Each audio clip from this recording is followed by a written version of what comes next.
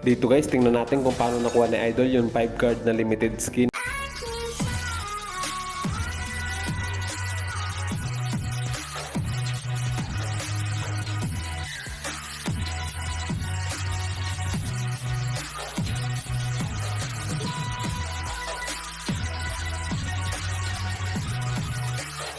Dito guys, tingnan natin kung paano nakuha ni Idol yung 5 card na limited skin. So meron siya dito guys na 18 advance card. Yung credit nga pala kay Helicute guys, yung may nakakuha ng limited skin dito sa Silvana Gallery event. So ito pa lang guys yung nakikita kong, at si Mark yung nakikita kong nakakuha ng skin na to. Dito guys, napansin kong nakagamit si Idol dito ng VPN. So check natin mamaya guys, yung VPN Laos yung gamit dito ni Idol.